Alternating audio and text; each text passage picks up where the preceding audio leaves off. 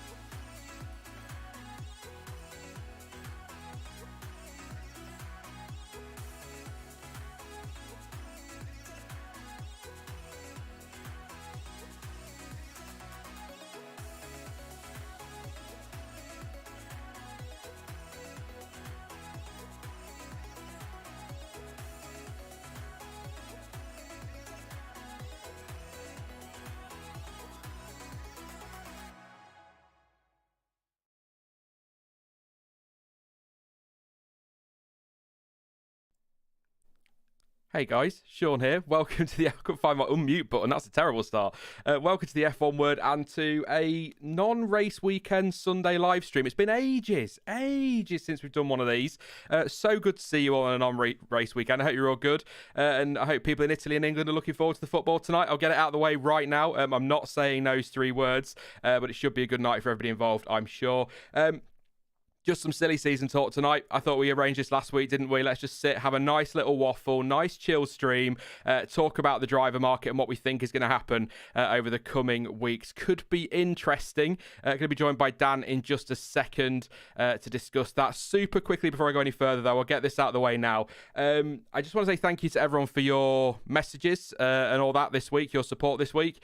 I put a big post up on YouTube about it. I'm not going to go into it now, but that's why there's been no content this week. So thank you so much for your messages. I have had fun though, trying out some new formats, some of which were absolutely terrible, and I might share them with you one day. They were so bad, and so not me, but ready to go for next week now for British Grand Prix week. So lots of content coming up on the channel over the next few weeks and months, although we're not that far away from the summer break. So yeah, we're going to talk silly season, like I say, and also we'll take lots of your comments as well and questions in chat. One of the old style F1 Word chilled Sunday streams where we just talk nonsense for an hour or so.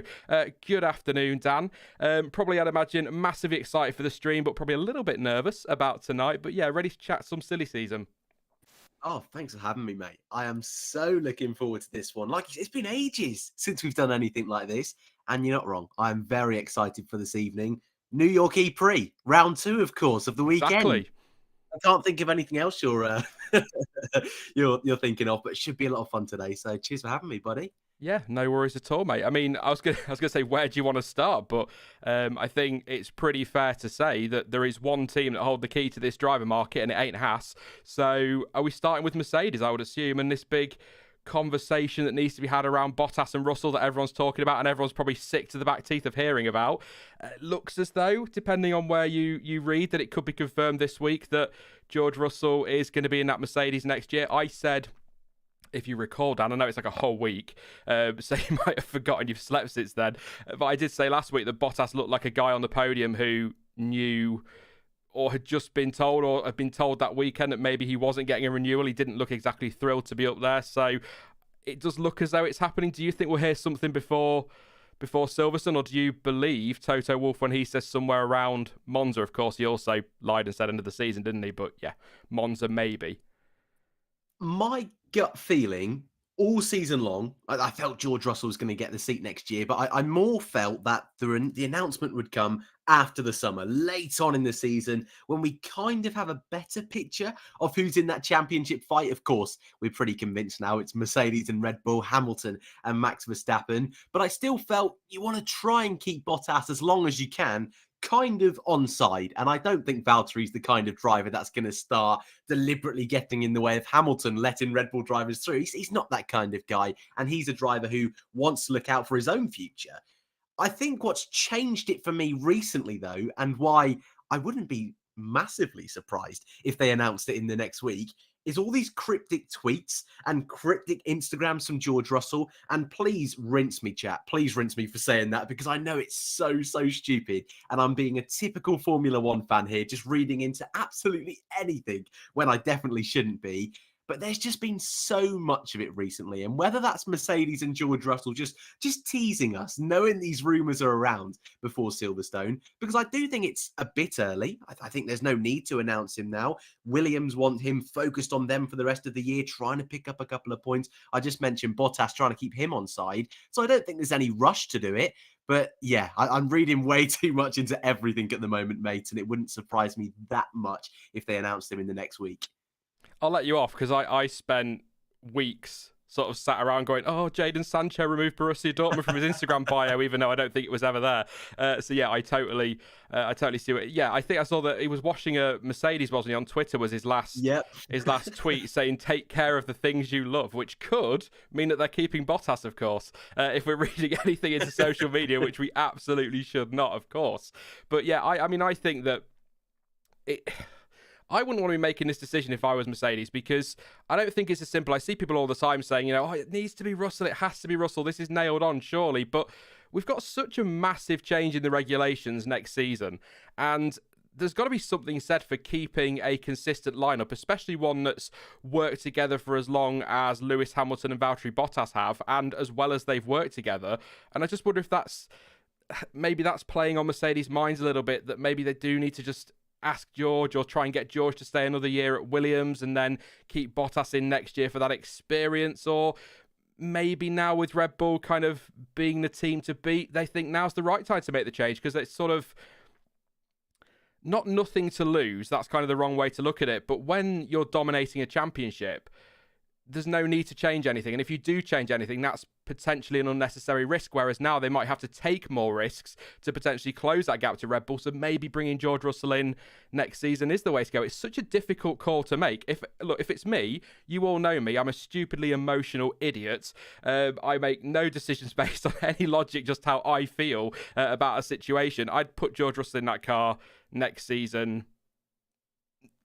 7 times out of 10, if that makes sense. It's just a really tough call to make if you're trying to balance what's right for next year and not really knowing what next year holds. But the thing is as well, it's not like Bottas has done a bad job. I'm not going to have that. I'm not having Bottas has done a bad job. Has he had a shaky start to this season for one reason or another? Yes, he has. Again, not all his own fault. But could we honestly say, Dan, that Valtteri Bottas has done a bad job in that car, and if they kept him on, it wouldn't be a deserved contract? He's done what he's needed to do, hasn't he? And I can't argue with that. What Mercedes needed when Rosberg left was a driver that could come in alongside Hamilton, not cause any upsets, occasionally get a victory, but more importantly, win the constructors. And he's done exactly that. He's done exactly what they needed him to do almost at every season he's been at the team, except this one, which, like you say, is kind of its own little bubble with the regulations next year, with his shaky start for one reason or another. Some pretty poor races, but some okay ones in there as well. So you're right. I think it would be a little bit harsh to get rid of him. But then I think the stars are aligning just so nicely for George Russell. He's had this 3-year contract at Williams. They've honoured that. They've done the 3 years.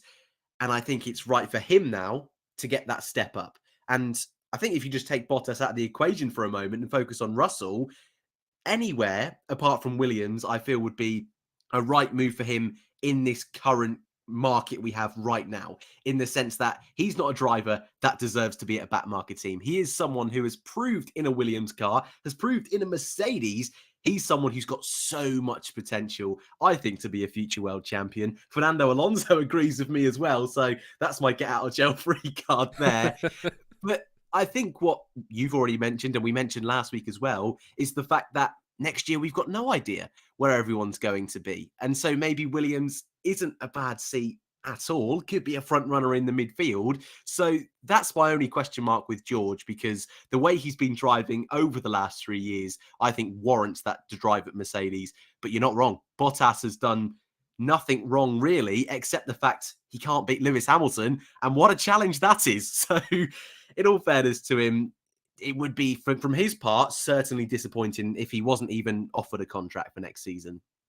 Yeah, I mean, first of all, who's beaten Lewis Hamilton? I completely agree. And I'm not saying nobody could beat Lewis Hamilton, because, as he'll tell you, Nico Rosberg did in 2016. He'll tell you that every day. I'm sure he would. But it's such a hard task, isn't it? And that's why I don't like comparing Bottas to Hamilton or Perez, Albon, Gasly to Verstappen, for example. You can say sort of like, Perez or whoever needs to be within 2 or 3 tenths of Verstappen, or Bottas needs to be close to Hamilton. But I don't like saying Bottas has to beat Hamilton, or that Russell's going to go in and he has to beat Hamilton, because you're just setting the driver up to fail straight away, aren't you? You're instantly going to be like, well, that didn't work. I think that was I think that was a problem with Pierre Gasly. I think people, when he went to Red Bull, were he's too far off Verstappen. Well, he's going to be too far off Verstappen. It's Max Verstappen. Same reason that many drivers were well off Michael Schumacher and many were off Ayrton Senna. That's just the way it is. You get a driver of that caliber, people are going to fall behind. But yeah, anyway, I've got to say it. Charles is here nice and early this week. He's determined to get that ticker to count down. Thank you so much, mate, for that $500 contribution. You are incredibly generous. But it blows my mind every week It genuinely does. So thank you so much, mate. No message, but he knows that I appreciate every single penny. You're a star, and that goes into my little kitty for hopefully doing some races next year. Fingers crossed if the world gets back to some sort of normality. I hope so by next year. Christ, can't keep doing this. But yeah, thank you very much, Charles. You're an absolute star. I can't promise you 500 likes tonight, mate, because we've... I say only. I mean, 671 is a very nice number of people watching, but I can't guarantee all of them are going to hit the like button. But please do drop a like for Charles. Let's try and get to at least 250 then, half of that 500 for Charles today, and we'll make up the rest after the British Grand Prix. But thank you so much. Again, massively appreciated, mate. You're an absolute legend. But I've completely lost where we were now, but we're talking about Mercedes, so I'll just carry on along that route.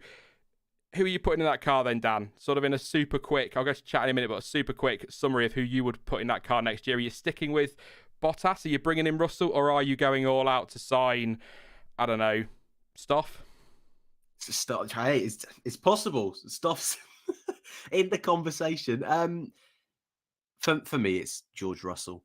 For me, he's at a stage of his career now where he's deserved the move. I think Sakir alone last season proved he's ready for that step up. And I think this season, Lewis Hamilton has loved the challenge against Max Verstappen. And I feel he's ready to be challenged within his own team. I think Max has pushed him onto that next level this year, which he hasn't quite been able to match just yet. I'm looking forward to seeing how that evolves over the rest of the season.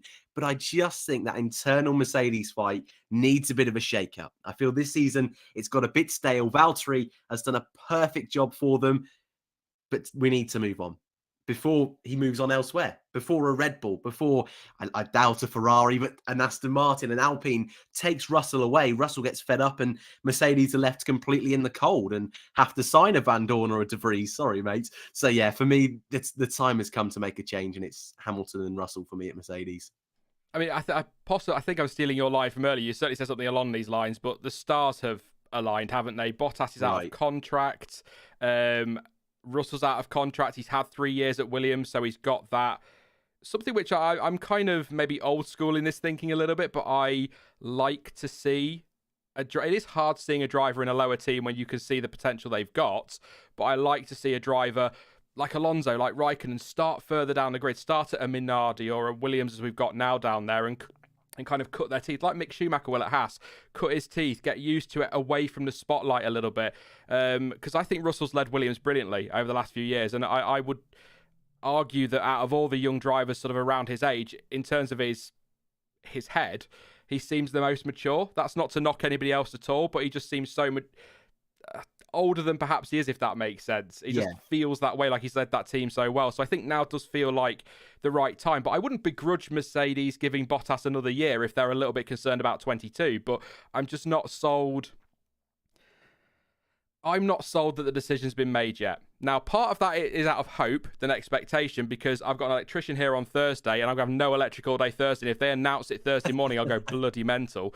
But I also am inclined to believe Toto Wolff when he talks about, wanting to give the drivers every opportunity. So give Bottas, for example, a couple more races and then make the decision, and then maybe announce something around Monza, give themselves a summer break to think about it. Because I know they don't want to take too long over it, because they'll want that stability next year. They'll want to know who they're working with next year, and they're going to want to give whoever they don't take the opportunity to find a seat somewhere else. But at the same time, I don't feel like it's something they need to rush into overnight. But then you might argue in chat that they're not rushing into it because he's had 3 years at Williams. So I don't know. I mean, I've said it before.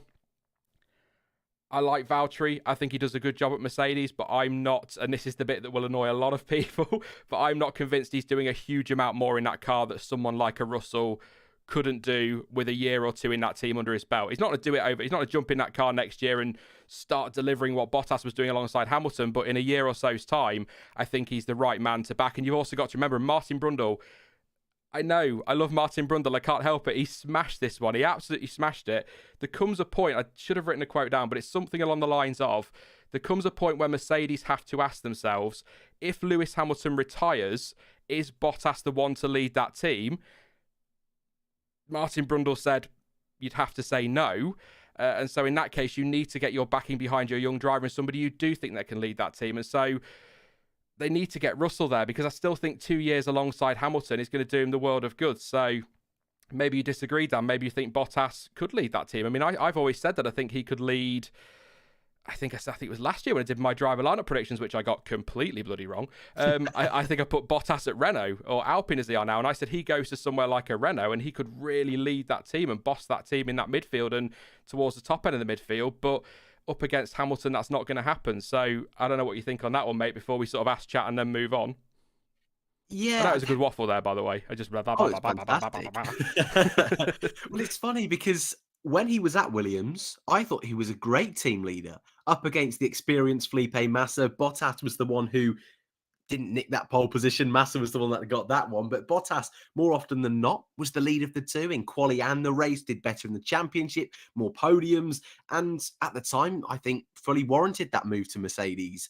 I think now we've seen him for 3 seasons, is it? In the top team in Formula One, his 4th season now.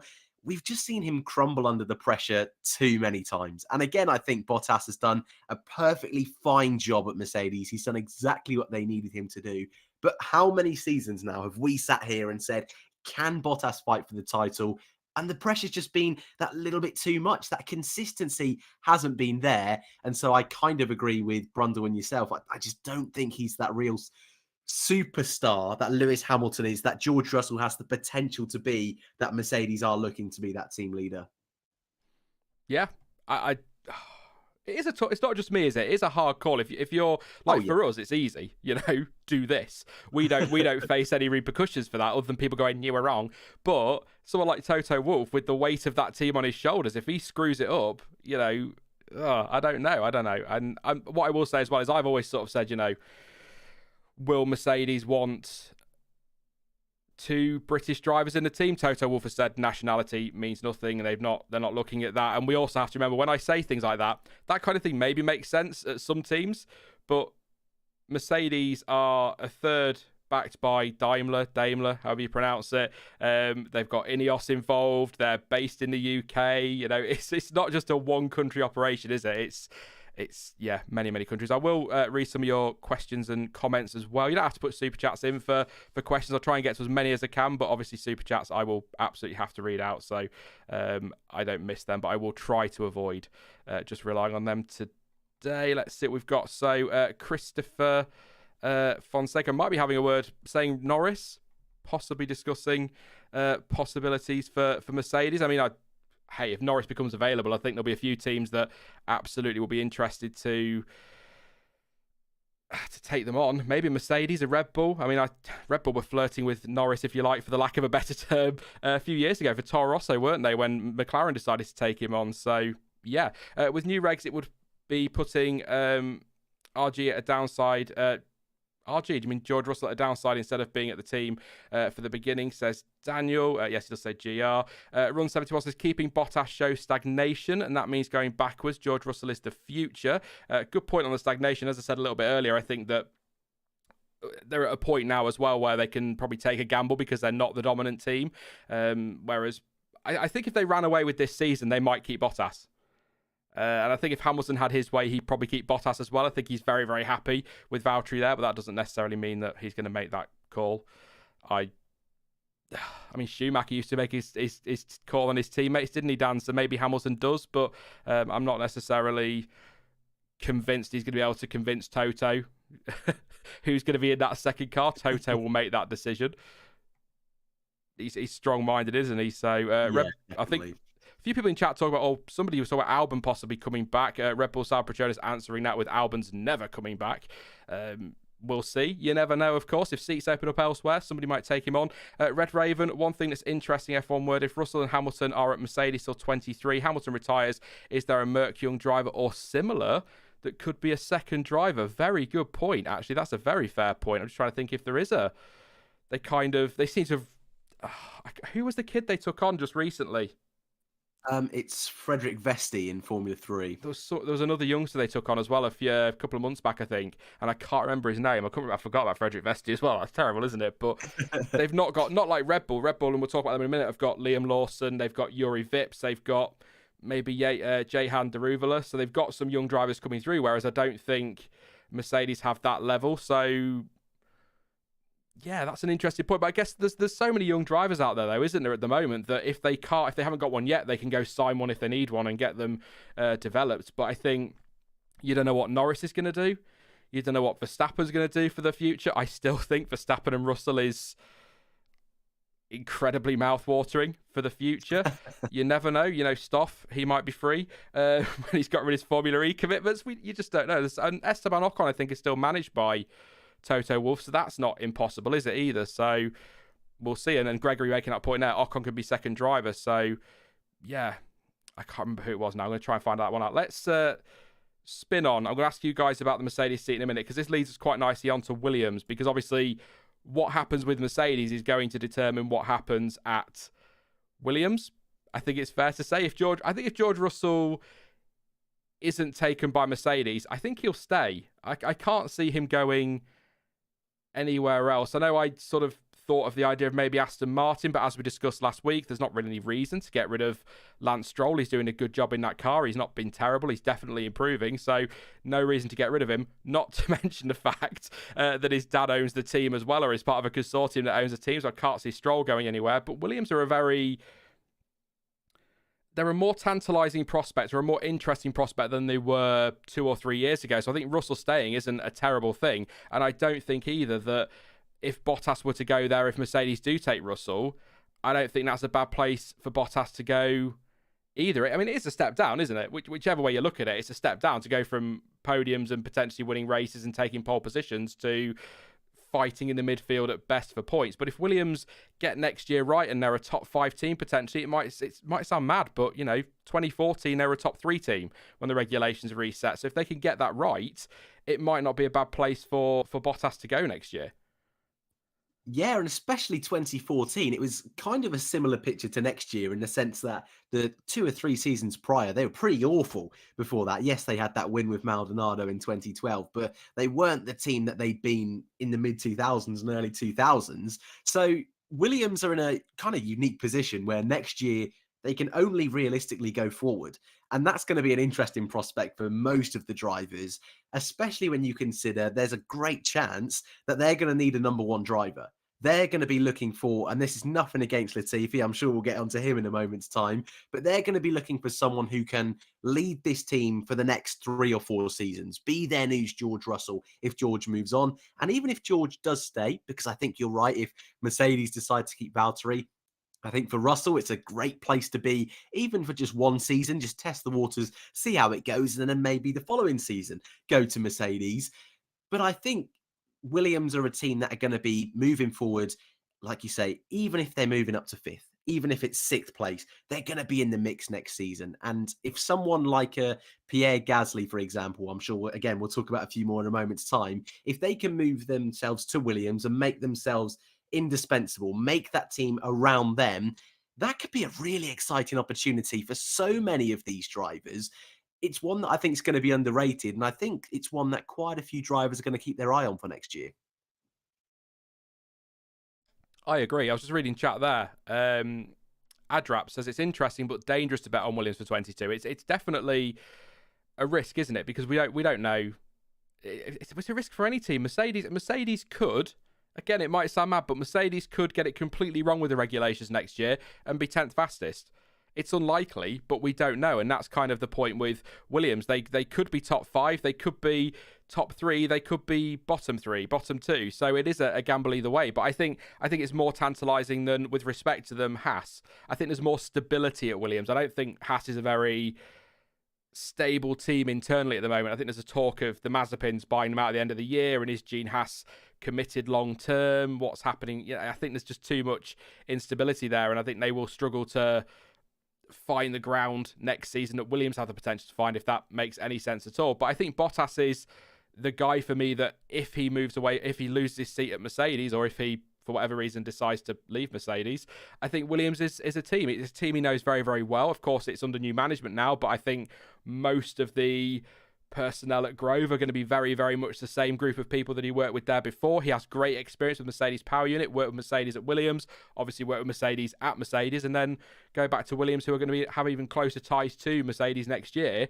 I think it's a good move for him, but it's whether he's got that appetite. I mean, if you go from most weekends, if not all weekends, a car that is capable of almost, I guess, a guaranteed podium. No guarantees, of course, but you get what I'm saying. A car that should be on the podium if everything goes its way, to being in a car that is going to be lucky to get anywhere near the points if we were to go on this year's form. It's quite a...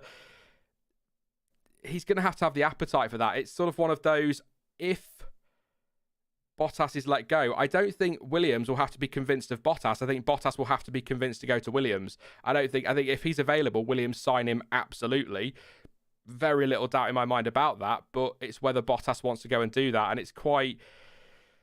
it's tough, and I feel it would be maybe a little harsh on him to be down what is potentially the back of the grid, but again, we don't know what's going to happen next year. So if Williams put together a package and say to him, look, this is what we've got for next year, this is where we want to be in 2 or 3 years, then maybe he is the guy to go build the team around and focus on the future, because he's not old, bless him. He's got a few years left in him as Valtteri, but I think it's a decent shout as Williams. But the problem I have then is, what do they do with regards to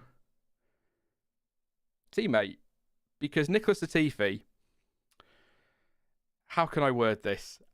It's going to sound terrible. He's not a George Russell. He's not a Lando Norris. He's not likely to have the potential to be a Max Verstappen or a Lewis Hamilton. But he does a good job at Williams. I don't think he's been bad. I think he's improving this year. I think, is he able to really challenge George Russell? Not really. I think Russell is clearly the better of the two. But I don't think Latifi's doing a terrible job. If you put him up against a driver on his level, I think Latifi probably would be right there, if not winning that battle. Unless I'm completely reading the situation wrong, I don't think he's doing a terrible job at all. The thing is, he came in, he bought money, the team needed that money. He kind of, him and his dad and whoever saved the team, and I think somebody asked this last Sunday, actually, do Williams still need that money? Do Dorilton Capital need that money? Can they go and get a different driver to Latifi? And I'm repeating what I said again last week, Dan, and he's on screen now. I'm saying it. If I'm Williams and they're both available, my partnership for 2022, without a second thought, is Bottas and Gasly. Don't. That's too exciting to think about. Stop it. Because what a move that would be for Pierre Gasly. But like you, I think that big question, as someone who I think could potentially be in that seat comes up on screen now. I think the big question is, how much funding is Latifi contributing to at the moment? And exactly like you, I think he's been fine. I think he's been really solid for that team. Yes, he's made a couple of mistakes. A few front wings went missing last season, but I think he's improved this year already. In qualifying, he seems to have made a step closer to George Russell. He got into Q2, didn't he, in Imola? So there's flashes of pace there. He was second in Formula 2. You've got to be at least a pretty good driver to be anywhere close to winning the Formula 2 title. And he's someone who's really likable. He gets along, of what we can tell, with most members of that team. He seems to be quite a comfortable option for them. He's not going to cause any upsets, any headaches, any real inter-team rivalries, I would suggest. But then you've got to question, what are the team's aspirations? Are Williams a team that are now having this new deal with Mercedes that comes into play next year, that are just happy to be on the grid? Or are they a team that want a little bit more, that want to return to maybe the glory days is a step too far for where they are in current Formula One, but at least fighting in that midfield? And like you say, with Valtteri Bottas, who's our kind of pretend driver who's in that other seat, is Latifi going to give them that wow factor to try and push on? And I think if you signed a Pierre Gasly, like I say, Nico Hülkenberg is one for me, I think would be at least worth looking at. I think the team would get a lot more out of that. And I think also for Valtteri or George alongside them, I think that would spur them on a little bit more as well. I think the one thing that does play into Williams' hands, though, especially at this point in time, is that they have time. I think they're a team that can afford to wait until the end of the year, wait in the winter and just see who's available, because there are so many drivers that are going to want seats next season. There's not enough seats. That's the reality of Formula One. And I think then they can decide to pick and choose. If Latifi, his progression has stagnated and isn't really looking like he's going to be a driver who can be there another 4 or 5 seasons, and they don't need the money, then sure, make a change. But if they still do need that little bit of cash, and maybe if they're bringing in a Bottas, they need to spend a little bit more to get Valtteri on the wage bill, maybe they do need to keep Latifi. I think a change would be nice. I think it would be refreshing, but I think it more depends on those internal economics that we're not privy to, sadly, in Formula One. Yeah, that's fair. I'm just looking through chat now for Latifi comments for me. Of that, Run71 says Latifi contributes 20 million a year, substantial but not critical. So that's an interesting point. And I did see somebody mention Latifi there as well, but I can't really. I mean, Dan Ticktum, not Dan Ticktum. We'll talk about Dan Ticktum, innit? Dan Philpott, who will forever be known as Dan Ticktum now, says Latifi sucks and he should be replaced, in my opinion. I think Latifi is, as Riyadh said there, a solid driver. I think he's done all right. By the way, when Latifi got that drive at Williams, I looked at his junior career. I thought about what I'd seen and I thought, really? But I think he's done much better. Like Giovinazzi, much better than I was expecting him to do. Not amazing. I'm never going to sit here and say he's setting the world on fire. But I think he's done a good job, definitely. And maybe, yeah, I don't know. I always get his name wrong. A Puv. That's terrible. I'm so sorry, mate. Says, do they even have the money to pay those two drivers? And that's the big argument, isn't it? And you've kind of raised it there. If they're bringing Bottas, pay his salary, maybe they need to keep Latifi, perhaps go for two drivers who aren't going to cost so much. But I think if I'm picking, it's Bottas and Gasly for me. Annette disagrees. She says, you're nuts. Sean, Pierre isn't going to Williams. AlphaTauri is much better than Williams. At the moment, yes. But if I'm looking at teams and I'm thinking who is more likely to give me a car potentially capable of challenge for wins, podiums and championships, it's not Red Bull's junior team, because however we try to gloss up AlphaTauri, they are Red Bull's junior team. Gasly might get next year, but with so many young drivers starting to come through again, he's not going to get many more before he's booted out. So if a seat opens up somewhere like Williams where there is the potential for them to climb the grid and maybe, who knows, again, get Williams back to where they used to be, then I'm taking that seat over sticking around at AlphaTauri and wondering if Helmut Marko's going to have a strop one Monday morning and sack me for no reason, because that's what he does. That's just, I mean, look at Jean-Eric Vergne. I'm not having any Jean-Eric Vergne slander on here. He's a very good driver. He got his time at Toro Rosso, didn't get the chance at Red Bull, off you go. Sebastian Buemi, off you go. With Fiat, I mean, basically he lives in a caravan outside Milton Keynes. They pick him up when they want him and drop him again when they need to. Plenty of drivers like that. But on Fiat, he's on the list, apparently, according to Lawrence Barretto of F1. Daniel Kvyat and Nico Hulkenberg, he's hearing, are on the list below Bottas for a potential seat at Williams. So if Bottas says no thanks or they decide not to go with him, they could go for Hulkenberg or Kvyat. Now, you take Hulkenberg all day long out of them two, Dan, by the sounds of it. I think you'd be very, very happy to see him back. I think Kvyat, I wouldn't mind seeing him back. I think he brings potentially some Russian sponsorship with him. I think he's still got, I'm going to say it. I still think he's got a lot of unfinished business with F1. I think more so than Hulkenberg. Hulkenberg, all right, he never got a podium, but I always feel like Fiat, there's still a little bit more to give and a little bit more to show. I've always felt that with Fiat, and maybe if this channel's still going in 10 years' time, I'll be saying the same. Maybe when I'm in a retirement home and I'm doing this as an old man, shut up, then maybe I'll be saying the same. Who knows? But I think he's got something to prove, and I think he'd be a great shout for Williams. And maybe a lesser salary, you could look at a Gasly and a Kvyat, for example, could be an option for the future. It's tough, though. I mean, you're right. Williams have got so much time. There's no rush, and they can take till January if they want to, because then they'll know exactly who's available. They'll be able to negotiate a better price for them, won't they? And say, if Bottas says, look, I need this amount of money, I need £10 an hour, and £10 an hour.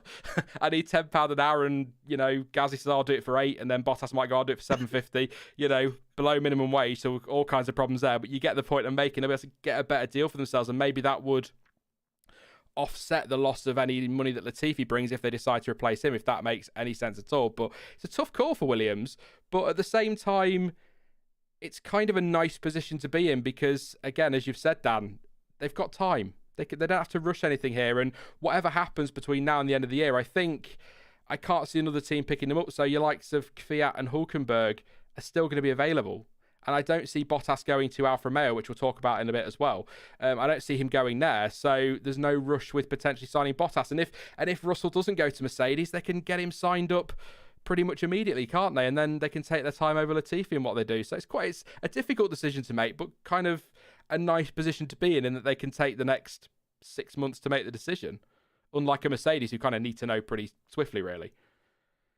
Yeah, and maybe that would be a blessing in disguise for Valtteri, just to jump back to that, if they let him know nice and early if they were going to have George or not, so he can decide his future. Because let's be honest, there's not many seats available for this year.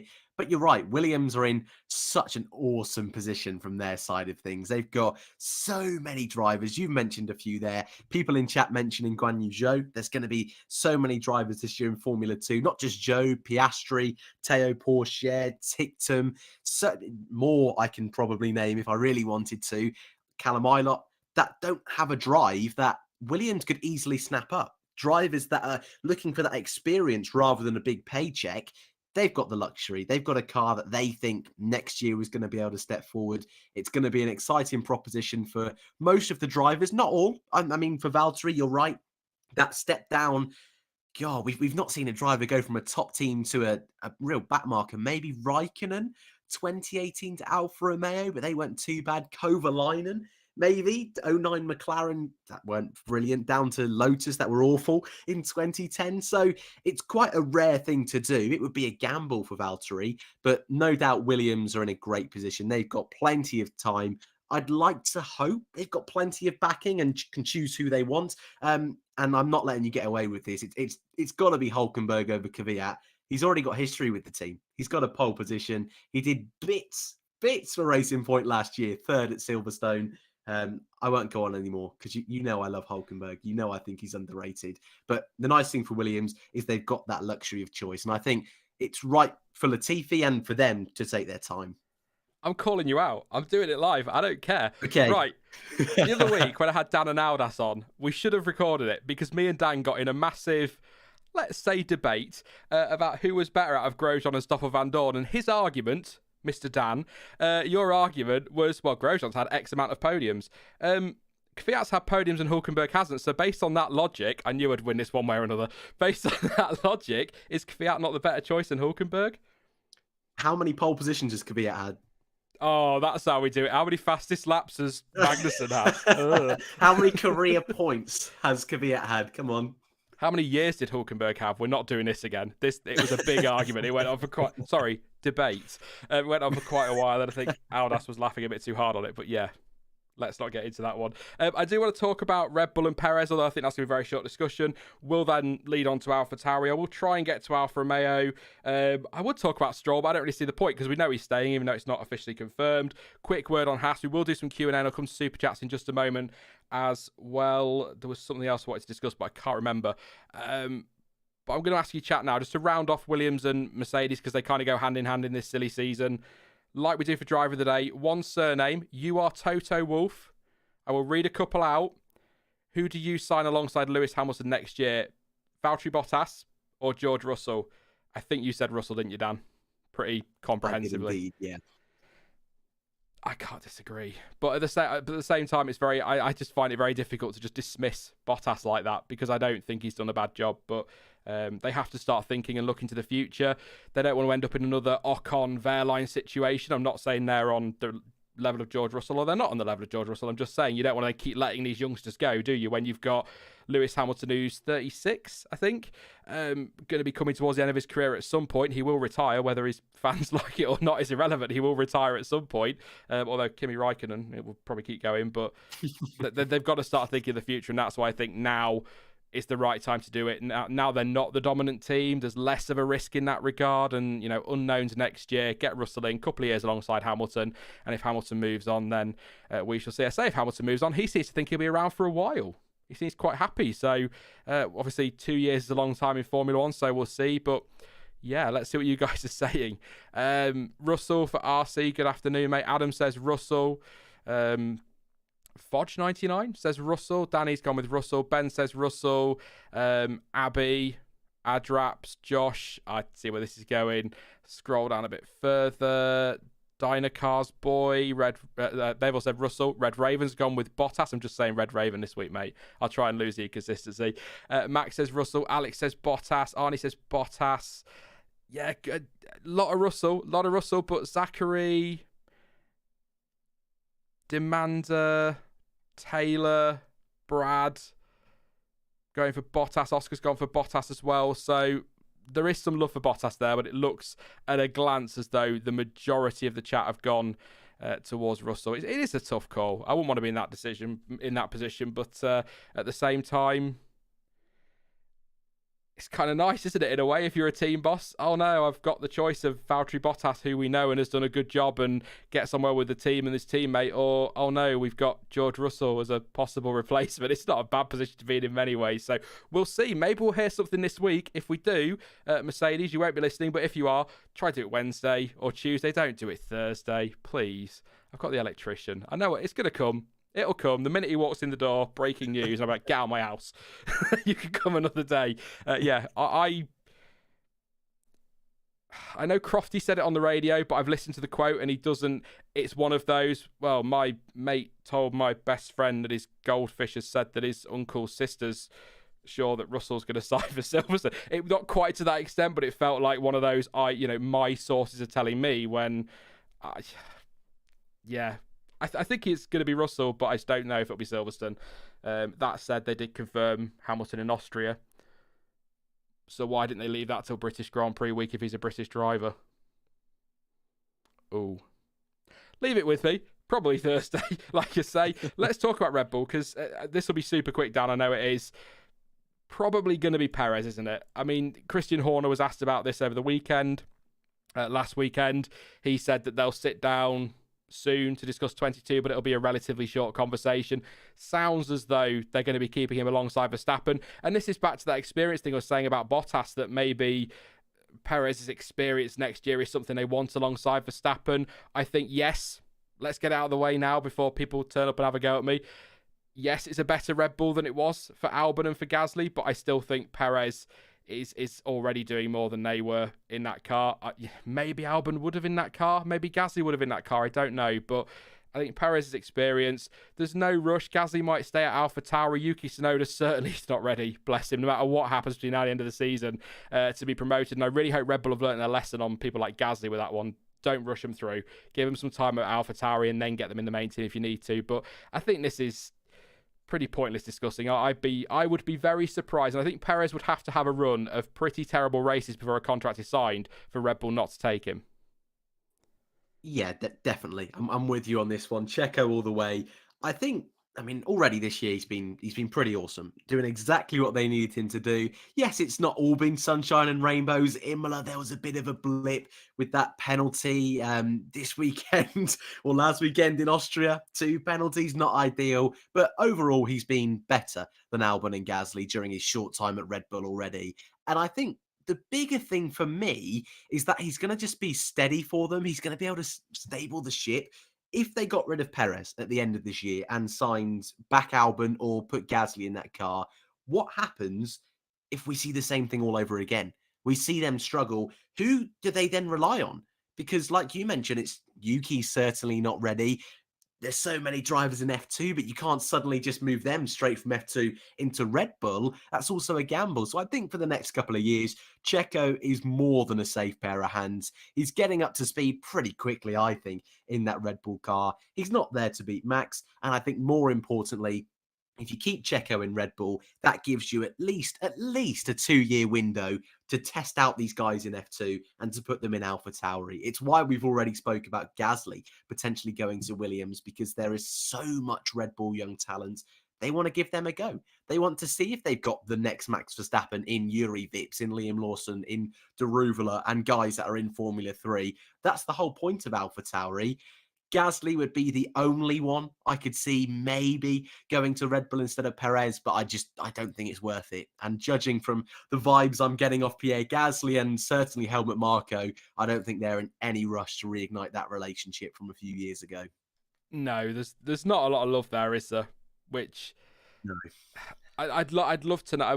Maybe one day Pierre Gasly will release an autobiography and we'll get the full story. He's hinted at. He did fantastic. If you've not read it, I need to find the link for it and share it again, because he did an opinion article a couple of months back now, which was absolutely so open and so genuinely brilliant. I really enjoyed reading. I say enjoyed, you know what I mean. It was a good read, and he opened up very much in that. But I'd like to know what really happened behind the scenes, because for some reason they don't want Gasly, and I think that Gasly, when he left mid-season in 2019, I'll be honest, if I were Red Bull, I don't think I'd want Gasly at that point. He was struggling so much, with not a lot of experience before in Formula One, so rushed up because they had to, because Ricciardo had moved on, and then they rushed in Albon because they had to, because Gasly wasn't performing, and that's what kind of created that mess. But how they're not even considering, or don't even seem to be wanting to discuss the possibility of Pierre returning when he's performing the way he is, absolutely baffles me, because I thought Red Bull were about performance,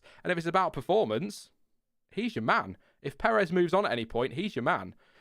And I find it absolutely crazy. And hey, maybe typical French bias today. I don't know, but I think he's brilliant. I think he's come on leaps and bounds since he left Red Bull. He looks like a completely different driver, and I just don't understand why they're not even thinking, hey, let's bring Pierre up. But Perez is there. He's doing a good job. Is Gasly going to hop in that car and do?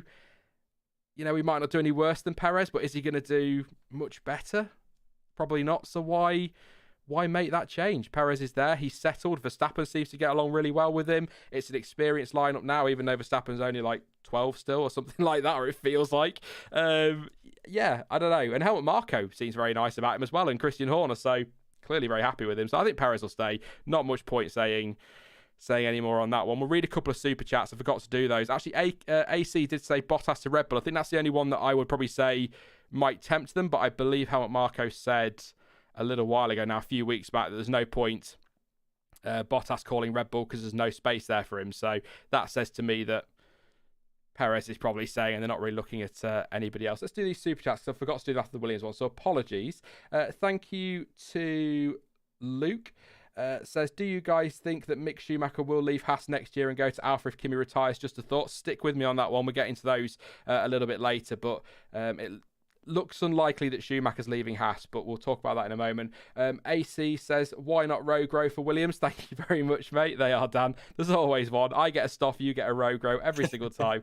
And Alex as well, thank you very much for your contribution. As I see Gasly going to Alfa or Williams, I don't see him staying in Red Bull car. Plus, they have 3 rookies in F2 who have done very well. So yeah, I think we're kind of agreed. Anybody in chat wants to tell me that I'm wrong or wants to give us a different opinion on this? Are we pretty sure that between there's 2 of us here, so 1,143 of us, that Perez is probably going to stay next season? I think that's where we're looking. But yeah, quickly then, Dan, row grow to Williams for AC. Yeah, you going for that one?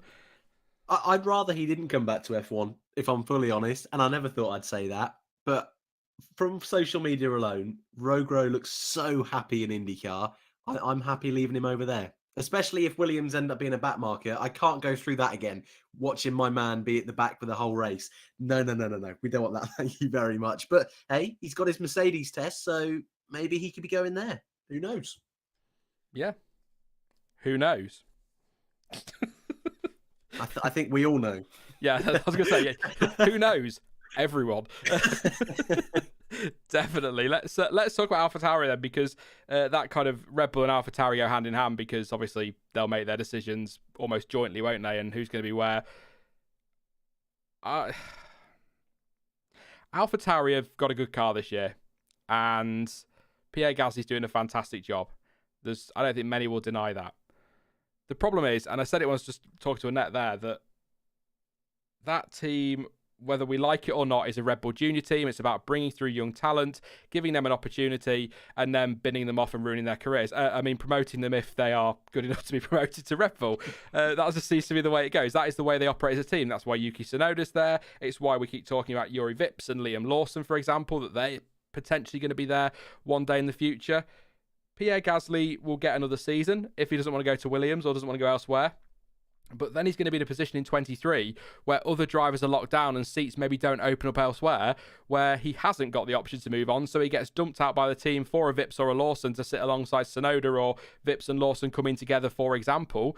And he's in a mess. They're not going to back Gasly long term. They're not a team like a Williams, like an Aston Martin or an Alpine who look for a driver to build around long term. I know Alonso and Vettel aren't long term, but you look at Ocon, for example, he could be an option for the long term after a couple of years alongside Alonso, and they're not looking for that. They're looking to bring through the juniors, so he's not going to get much longer, and that's why I kind of nothing against AlphaTauri, because I think they're probably punching above their weight and doing a very, very good job. But I kind of want to see him get out of there and get away from the Red Bull thing, because I do not believe for a second, unless Verstappen turns around at the end of this year and goes, I'm retiring because I want to enter the World Hang Gliding Championships or something like that, there's going to be no reason to move Gasly up. And even then, I think they go and look at bringing in a Bottas, or maybe try and get hold of a Leclerc, for example, out of his Ferrari contract, as wild as that might sound. But I just don't think they're giving that opportunity. So he's got to get out and move on to Williams. And I'm not going to keep banging on about that, because that is going to be the line that you guys are going to get sick of over the next few weeks, because it's all I'm going to say. If it's not Williams, it needs to be somewhere. I think he needs to move on if he wants a long-term F1 career. And that's just where I am on Gasly. If you disagree, that's fine. All opinions. So, no, did you think he's staying next year? Because he had we all talk about Bahrain, don't we, his performance there. Then he had a real rocky few races. But the last couple of weekends, maybe 3 weekends, he seems to have just calmed down. Sounds really condescending. I don't mean it to sound that way, but he's kind of calmed down a little bit. He's not maybe as aggressive as he had been earlier, and seems a little bit calmer and happier. Maybe the track suited him, I don't know, but he definitely seems to be making a little bit of progress. I mean, it's way too early for him for Red Bull, but do you think they'll give him another year? Because his raw pace is absolutely there. I think he fully deserves it. You know, this season, you're right, it's been a rocky start for him. I think he's got to have one of the highest crash percentages in qualifying in Formula One history, just because of the amount of races he's done. And that's something Red Bull obviously don't want. But that's part of being a rookie. That's part of learning Formula One, getting used to it. And what we saw last year in Formula 2 is a guy who knows how to race, who knows how to race wheel to wheel, who knows how to put in a pretty ridiculously quick lap in a car that's equal to everyone else.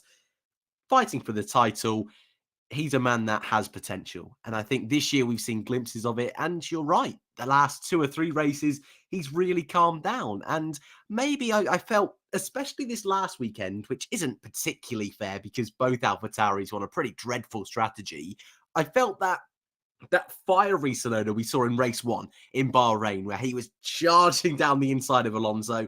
I haven't seen that over the last few races, and maybe that's him just getting into the groove of it a little bit more, learning that you can't go guns blazing all the time.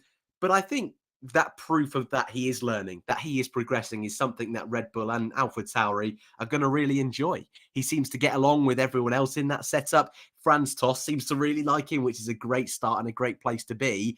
And I think Gasly or no Gasly, Tsunoda for me is 100% staying there next season. I think he can have a pretty up and down rest of the season and still have shown enough in Formula 2 and shown glimpses enough this season that he deserves at least another try. Even if Lawson and Vips are as fantastic for the rest of the year that they've been in Formula 2, I think Tsunoda's there no matter what.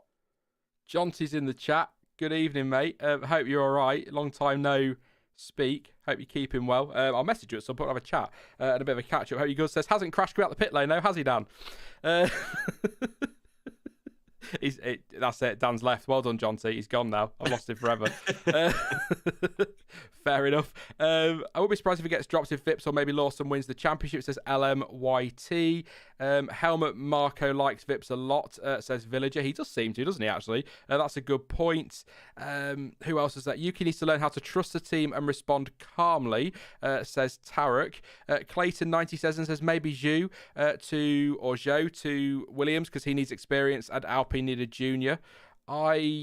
Had those rumours have come true about Williams trying to get a works deal with Renault, I think Zhou would have been a great shout, but I don't think that will happen now. I think the Alpine ties, I think another year potentially. I mean, if he wins the championship, obviously not, but another year or so in F2, and maybe he'll get a chance. But we'll see where things go. GR63, not the GR63, or I assume not. That'd be quite a bold statement if it is. Yuki is gone next year, so there we go. Nikita Mazepin and Daniel Kvyat to Haas, says Nishi, and one more. Yuki's making Albon's 2020 look like Max, says Red Bull Salva Petronas. Hulk and Bottas at Williams for Aswin. So yeah, I mean, Lawson and Vips, they are probably the next two, aren't they, in the Red Bull program that are going to get the chance if it's going to come. I don't know if Deruvala's going to get that opportunity though. It seems to have gone. There was a moment, I think it was last season, there was a lot of talk about him being the next, and then that's sort of gone quiet now. I don't know if it's because Lawson and Vips have perform the way they have, I don't know. But I feel like they're the next two that are going to get the opportunities at AlphaTauri if they carry on. I know you follow F2 a lot more closely than I do. I watch it, but not as closely as you do. Yeah, I think you're right. And I think it's a kind of similar story to Sonoda, where he came from Formula 3 and everyone kind of assumed he'd be an F2, trundling around at the back, and maybe the next season would do all right. But he just really got on with those regs, really seemed to gel with that Formula 2 car last season. And now he's in Formula One. And I think you're right. There was that kind of feeling last year, that Daruvula, once he got the grips with that car, and there was kind of a bit of a story behind the scenes that his power unit wasn't quite right for most of the season, because in the final race, he went and won it and had a great weekend. But that pace hasn't really been there this season. And Vip's got a double victory in Baku. Lawson's already won a couple of races this year as well, and both of them seem like they have got the potential to be in Formula One over the next few years. So you're right. I think Daruvula, there's still half the season to go in F2, and it is a championship where very quickly things can turn around. But so far this year, it's definitely been Vips and Lawson that have been the better of the three. Don't ask me why. I think I'm living in the past. I think. I know I'm living in the past. What my Sega Mega Drive. Dan Tickton, I've written him under AlphaTauri. He's not a Red Bull driver. I meant to mention it with Williams, obviously. Again, Lawrence Barretto of F1 says that he's heard that Dan Tickton's fallen out of contention for the Williams seat next year. So that's not a great surprise. I've always been honest about Tickton in that he's always had incredible raw pace, and I think he's one of those drivers that if he got his head in the right space, I think he'd do very, very well.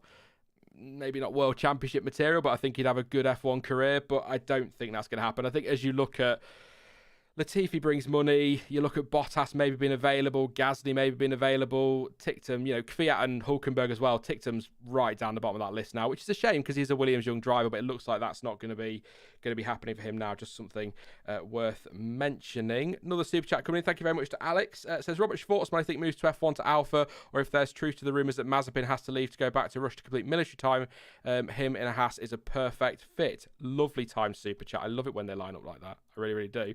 Alfa Romeo, just Mick Schumacher has been rumoured as a possible driver, I guess is what I call him, because that's what he is, who could be in that Alfa Romeo. Apparently that's not likely. Apparently that's just a rumour, and it's highly probable that he's staying at Haas. And I have to sort of bring this up.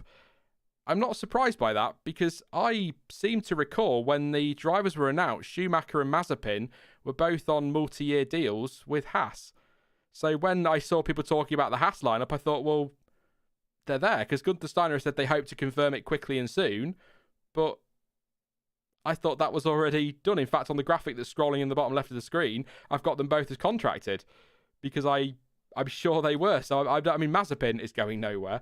Just on that point from Alex, the military service, he's come out and clarified that apparently that's not the case now. He doesn't need to go back and do that. I can't remember what his exact quote is, so apologies, mate. I've not got that with me on the fly, but apparently that's not an issue for him. So he's probably staying where he is, and I don't see Mick Schumacher moving to Alpha. When it comes to Alpha, the drivers they're looking at are, if Alpha keep the title sponsorship with Sauber, then Kimi has got a great chance of staying because they won a world champion. We know that that's something that they were pretty keen on when they came in, but they're looking at Giovinazzi and Callum Ilott as possibilities for next year. So it could well be, much to, I'm sure, many people's delight in the chat, that we could see Kimi Räikkönen and Antonio Giovinazzi at Alfa Romeo again next season, Dan. They seem pretty content with that. Alpha want Kimi. I think,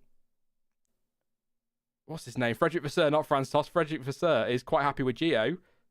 They might stick again, which I think would surprise me in some ways, actually.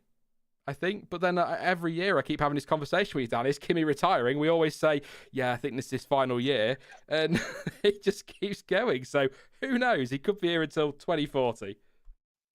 Could you imagine? I don't think it would surprise any of us at this point. Yeah, right. For me, I think the Alfa Romeo seats, both of them, are the hardest to predict on the grid. I think there is so many drivers, so many possibilities. And you're right. I think Kimi Räikkönen kind of is the key to all of it, because if he stays, I think the team want someone young and quick. And Gio this season has proved that he's been the better of the two, especially in quali. Race pace, not so much, but, I'm slightly biased for whatever reason towards Gio on this channel. So we'll move away from Antonio. I think I think the interesting thing for me is Théo Pourchaire in Formula 2, because rather uniquely, he's part of the Sauber Junior Academy, which is quite small. I think it's just him and Correa that are part of that. And Pourchaire has been so good. He's so young, but he was awesome in F3 last year, almost won the title in his rookie season. He's certainly a contender this year.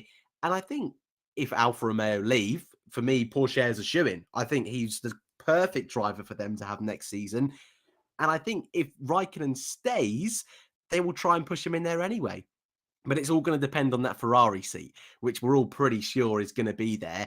And then, like someone already alluded to a second ago, I'm really sorry I forgot your name from the super chat. I think Schwartzman is a great shout. I think Ilott is a great shout. And I just find myself getting really muddied up. And it's all going to depend on Kimi, because Gio has done well this year. He's improving. And Freddie Vasseur seems to really like him.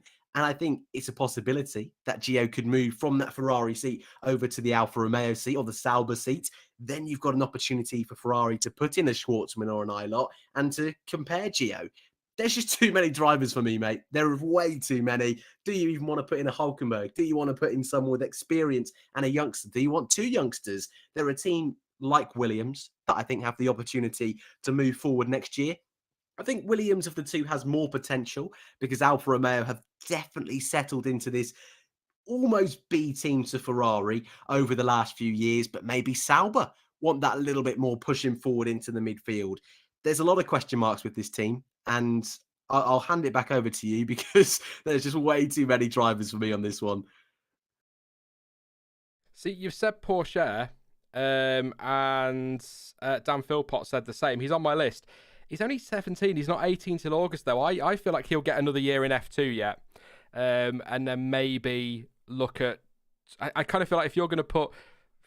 Again, as Martin Brundle says, if you're good enough, you're old enough. But if you're going to stick an 18-year-old in a car, are you going to do that in the first year of a new set of regulations?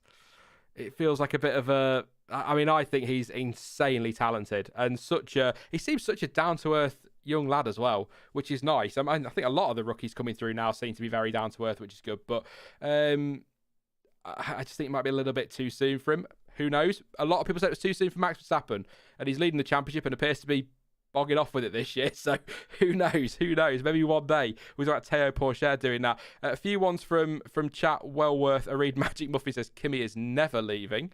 There you go. Dan Philpott saying that. Annette says, "See, I heard Alfa aren't happy with Kimi. I heard that Alfa are fine with Kimi. It was Vasseur who wasn't particularly thrilled with his results and didn't feel they were anything special. So that could be something worth keeping an eye on, actually. That could be a bit of a conflict between sponsor and team boss. And unfortunately, with him in F1, I'm confident Money would probably win out on that one. So, I mean, his experience, there's no doubt, surely is phenomenal to have on board. I mean, he's been around for 100 years. So, yeah. We'll see. What happens if Pourchaire wins the title, though? John T. making the same point. Yeah, he's got to win it first, and then we can have that conversation. But I'm pretty sure somebody would get him in as a reserve. There's always Rolls Eyes, Formula E. You never know. Got it in twice in this stream, Dan Christ. Rolls Eyes, disgusting. Like, I'm not letting you get away with that one. Bring it. It would be a crime if Gio was forced out, says Red Bull. Michael says 2041. Max Verstappen's child has entered F1 and Kimi Raikkonen has signed a one-year contract extension. I think actually... Michael, or a different Michael possibly, made a very good point I wanted to read out. It's Michael Telfer says Kvyat in an Alpha with his Ferrari links. I know that he's at Alpine now, but there are still he's had those links to Ferrari in the past, so maybe he could come in and replace Kimi Raikkonen. And then he said one Finnish driver for another, but Daniel Kvyat is quite clearly Russian and has always been Russian, so that's stupid. But yeah, I don't know. I think Alpha are tough because you said there, so many, Ferrari have got first dibs, if you like, or first refusal on one of those seats, which is the one that I believe Giovinazzi is in. So they could put Schwartzman in, they could put Ilott in. There's plenty of options there for them. They could put another one of their drivers in that's got ties somewhere. Have they still got Brendan Hartley on the books? I'm not saying that Brendan Hartley should. I'm not saying that he should be in an Alfa Romeo. I was just thinking then of who's on Ferrari's books. I'm pretty sure he's on there somewhere. I do not think Brendan Hartley will be in an Alfa Romeo next season. You never know, but I do. He won't.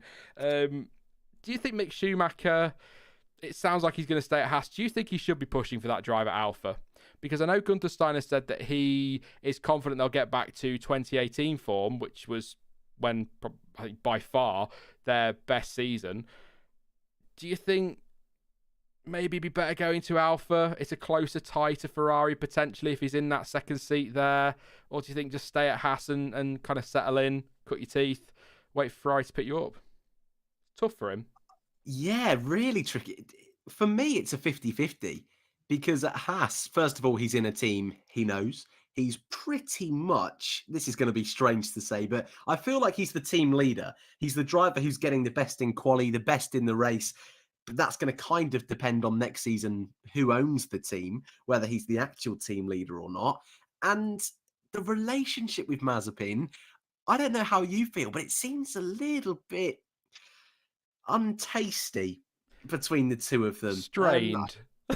Yeah, that's a better one. That's the newspaper word, strained. Yeah, just something's not quite right there. And I would hate to see Mick, who's had, I think, a really strong start to the season. I'd hate to see him suddenly lose out on his seat at the end of the season if the owners do change and they decide not to have that Ferrari tie.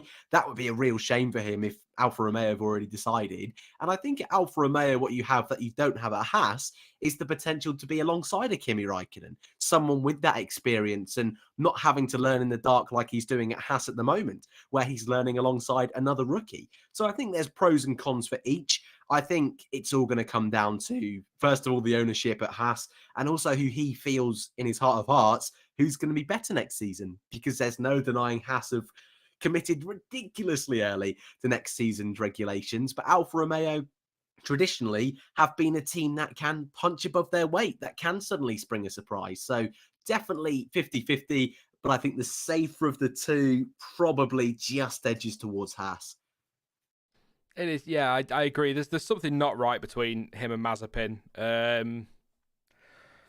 But then they're only racing each other, aren't they? So when they do get close, there's going to be moments and there's going to be a strain there because who else? I mean, there's Latifi. Maybe they're racing him as well, but they both want to prove themselves for their team and to everybody else on the grid that they deserve to be there. So the only driver they can really do that against is their teammates. So that's going to end in a strained relationship. I'm not defending either driver on that. I'm just saying that I think that's maybe where that comes from. But I don't know. It's a tough one. And I think, correct me if I'm wrong, Dan, I checked it again before we went live, and all the articles at the time said it was multi-year deals for Mazepin and Schumacher. So do you think that's what we're going to see next year at Haas? Do you expect that to change at all? Is Mazepin's dad, who could buy the team, going to sack him? No. I mean, never say never in Formula One. But yeah, I think you're right. I remember it being a multi-year. I don't think it was specified, but multi-year. For Mazepin, that's 20 years. For Schumacher, I think it's just as long as Ferrari want him there. Yeah, I don't really want to say too much more on Schumacher and Mazepin because I don't think there's much I can add without just waffling and throwing some cliches at you, really, to be honest. But I think next year's the big test for them too. I think this year's a write-off. There's just get in there, learn what you got to learn, get your feet under the table. There's your cliches, and then next year, if the car's better, we'll see what they can do in a bit more of a potentially fighting a couple of other teams. Maybe that'd be good to see because I don't think we were getting much of a read. It's like Russell. Can you remember Russell and I say it like it was 10 years ago, but Russell and Kubica and Russell and Latifi in 2020 as well. They were kind of just them two, weren't they? The two Williams drivers. It was difficult to really say this driver was doing that better, and you only had them to kind of compare to each other rather than having other teams involved. So I think if Haas get it right next year and they're in a fight with, let's say the championship stays as it is. I hope it doesn't. I hope we get a massive mix-up. If it stays like it is, and let's say that back three is much closer, and you get Haas, Williams, and Alfa Romeo scrapping for very tail-end points every other weekend, I think then we'll get a better gauge of where Schumacher and Mazepin are.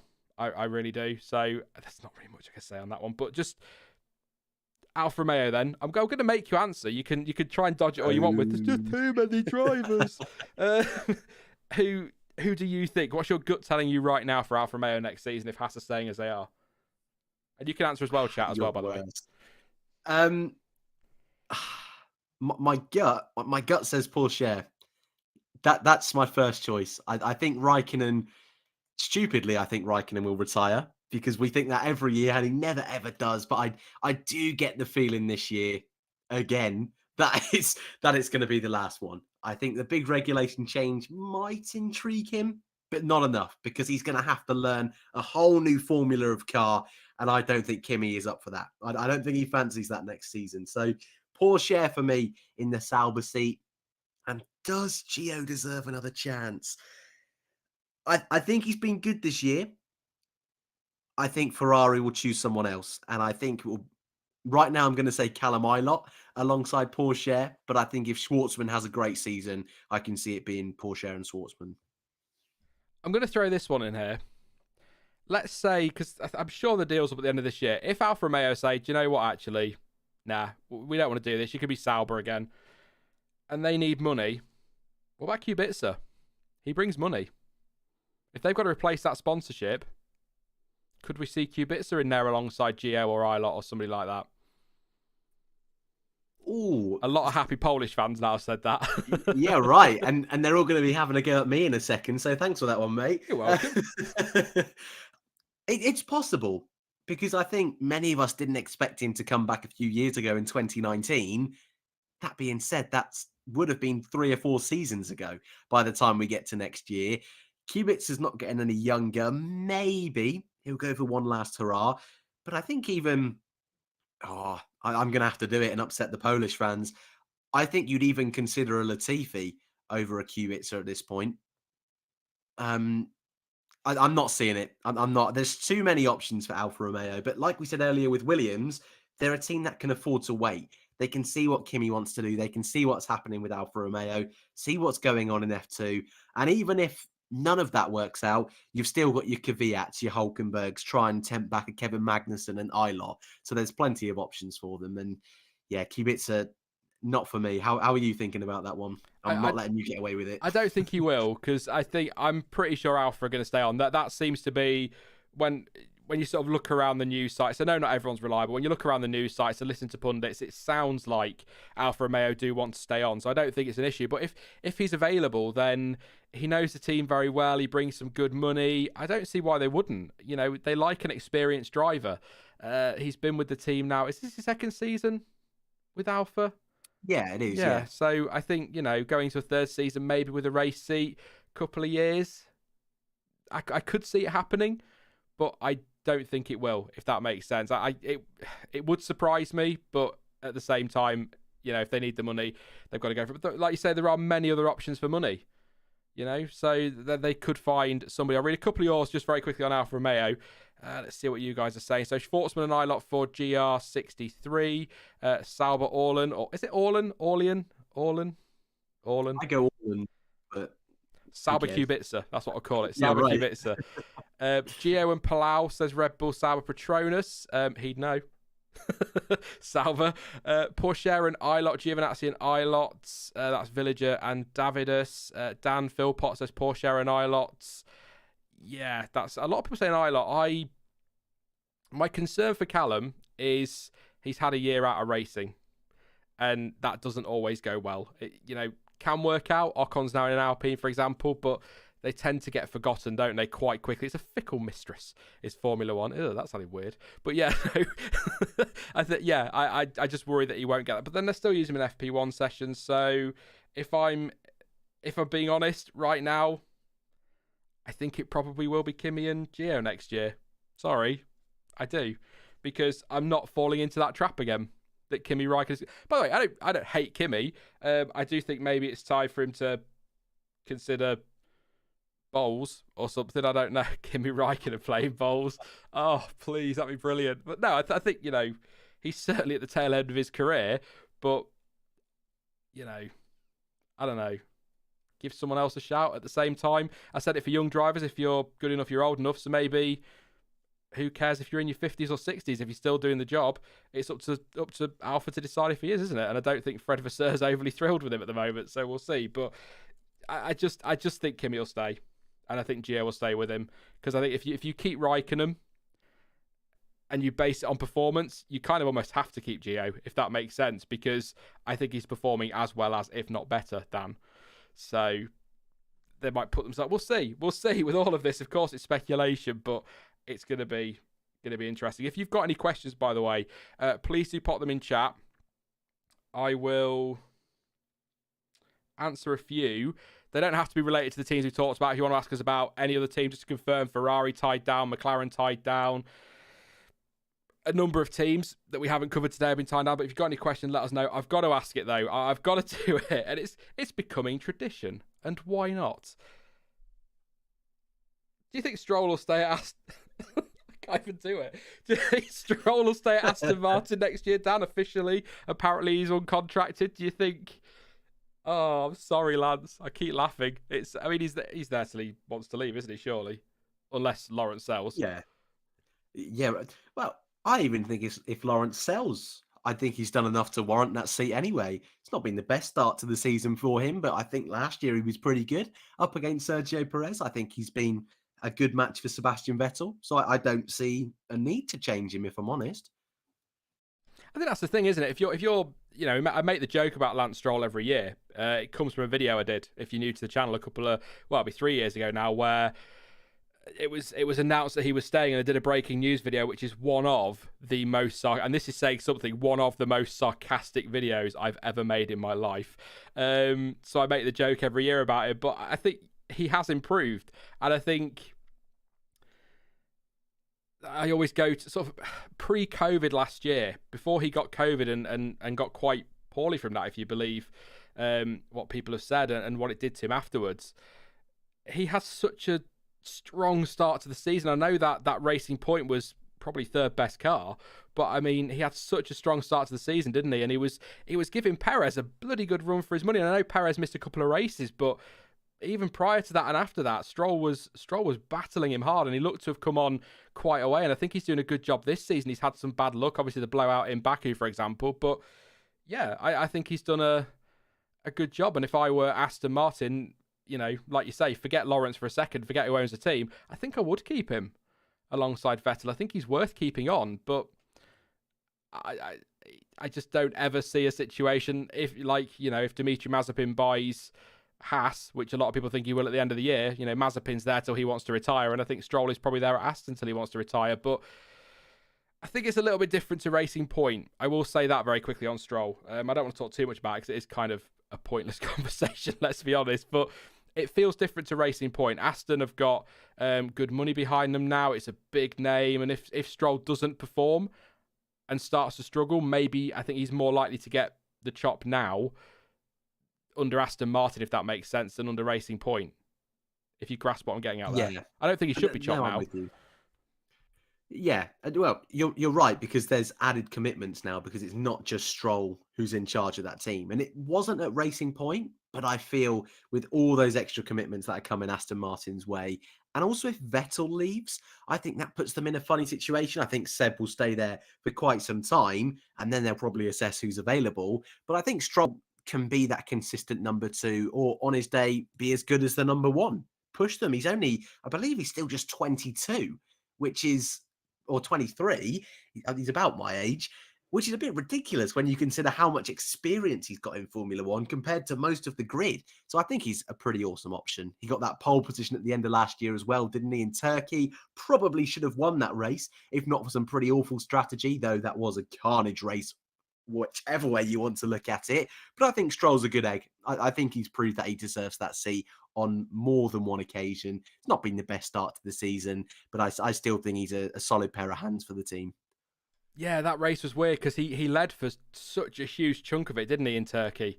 And it looked all under control, and then they pitted him, and it all just fell apart. And you look at Lewis Hamilton, who just went all the way to the end on those tyres, didn't he? And it was just...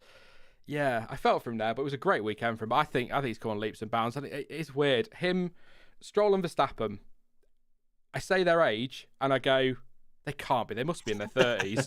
We've been talking about them for what feels like forever. So yeah, I think Lance Stroll's worth keeping on. But it was just worth a question, because you never know. You never know what's going to happen in F1. Stranger things have happened, that's for sure. So we'll take some of your questions now for the last 15 minutes or so of the stream. Thank you everyone for tuning in. 395 likes we're at, so we might be able to, with 1,100 watching, get to that 500 likes for Charles's $500. So if we can get there, so 105 to go. Let's see if we can do it. Not for me and Dan, but for Charles. And thank you everyone for tuning in. British Grand Prix week coming up. Looking forward to that one. So don't forget to subscribe if you're new as well. Lots coming up this coming week. I want to do a video on sprint qualifying on Tuesday, but I think everyone's doing them, so I'm just thinking I might not bother. But I kind of feel like it's the big story of the week, isn't it? Or at the moment, the big story of the week is sprint qualifying. Are you looking forward to that, Dan? Super quickly before I go to chat. I'm not convinced. Actually going to Silverstone, I'm very excited that I get to see 2 races. So from a very selfish point of view, yeah, sure, I'm all for it. But I think I've said before, I'm hesitant. I think it's not going to quite be the result we're looking for, and we'll kind of just make the race on Sunday a little bit less special. But I'm willing to give it a go. I'm willing to try, and I think, like most of us, keeping my fingers crossed that it will be a great idea. I must admit that they've talked about, because when they announced it, they're like, it's just a trial. It's just a trial. Don't worry. We'll take your feedback, and if you don't like it, we'll get rid of it. We're just trialing it. They go and sign a major sponsor and come up with all this branding for it. It's like, you ain't trialing that. You've made your decision. You're not listening to us. That's fine, but don't try and gloss it up as something it isn't. I don't know. Let's see what you guys are saying. Didn't Alfa reconfirm with the Alfa E Romeo thing, or did I understand wrong? That's from FM. I didn't say anything about the Alfa Romeo Formula One team, but the Alfa E Romeo thing, it's a horrible name. Alfa E Romeo. I don't like that at all, but I've not seen if they have 100% confirmed. There's nothing on any of the, like Motorsport Week or Autosport or anywhere like that. So I would assume if they had formally confirmed, we'd have an announcement by now, but we'll see. I remember it was one of the first news, in fact it possibly was the first news roundup I ever did, was when Alfa Romeo were confirmed as a title sponsor for Sauber. I was so excited. I really want to see them stick around. I know they're basically Sauber, aren't they, with a nice name, but it's still really, really cool. I hope they stay around. Callum and Mick to Alpha, I want to see, says Motor Dream. Felipe Massa out of retirement, says the Great Tan again. Davidus says, do you think Arthur Leclerc might make it to F1 one time in the future? He seems pretty pacey, Dan. Like I say, I watched me F2. I don't maybe follow it as in-depth as you do, but he seems like a pretty pacey young lad. He's on the Ferrari books as well, isn't he? So, I mean, I know third time we've said it in about 10 minutes, but never say never. If he continues to develop, he's got an opportunity. But just trying to think, how far down the pecking order is he? I'm not sure. How old is he? I'm not quite sure.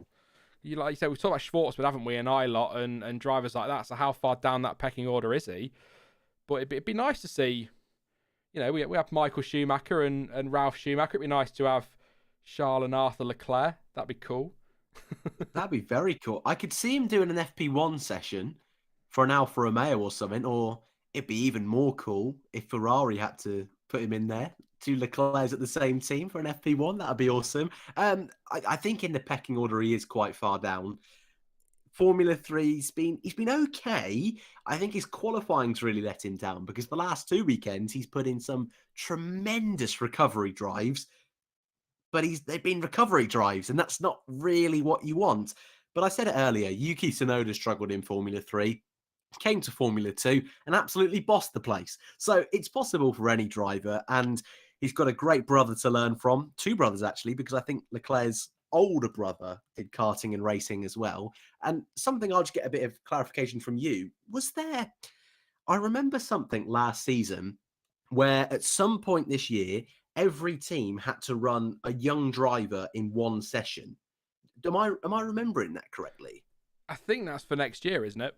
For 22. Next year. Okay, cool. It was. Cool. I think it was in for the big 2021 rules reset, but obviously that all got pushed back. Right, exactly, yeah. And that's one that's got moved with it. That makes sense. I've not seen anything since, though. I'll have a look at that after this stream, because I remember that, and I was quite happy to see that. They had to do so many sessions, didn't they? Every team for a young driver. So, yeah. I don't know. Wow. I like that. Something to Google afterwards. I'm excited now. Screw the stream. I'm off Googling. Why not? Yeah. We'll keep it. I mean, Arthur Leclerc, I think he seems to have developed some of his brother's trait of being able to come through the field. Obviously, didn't quite go to plan last time out with that crash that was big enough but could have been so much worse. But he seems pretty keen to get moves done, which is good to see. So I don't know, like you say, Dan, maybe an FP1 session we could do. I think when you look at, like I say, the likes of Schwartzman and co, I think it'd be difficult to see him anytime soon. He is 20, by the way, I've checked. So I mean, I can't remember how Damon Hill always mentions it on Twitter and forgets to double check his age, but he was well into his 30s, I think, when he debuted. So I know it's a different time in Formula One nowadays, completely different, but you never know. There's no mad rushes there, but we'll see on Arta. Keep an eye on him, though. He seems like one of those drivers that's certainly racy, which is, I mean, F2 is brilliant anyway, but if you've got a couple of racy drivers, it's what I loved about Artem Markelov, was just like, he's coming through. Whether you like it or not, he's coming through, and it was great to watch, definitely. We've done the Arthur Leclerc one. Mario says he's got two questions, actually. How are you? And Seb is contracted for 3 years, right? I'm fine, thank you, mate. Had a good week practicing stuff. Thank you again, everyone, for your messages of support. It was, I think a couple of people thought I was quitting YouTube. I'm not quitting YouTube. I'm not that crackers. I love waffling to you lot, talking absolute nonsense and winding people up. Why not? It's great fun. But yeah, just it's been a good week to just chill and get some ideas down and take a step back and look at what was going on, because it was all over the place. So I'm good. Are you all right, Dan? Just for Mario there, yeah?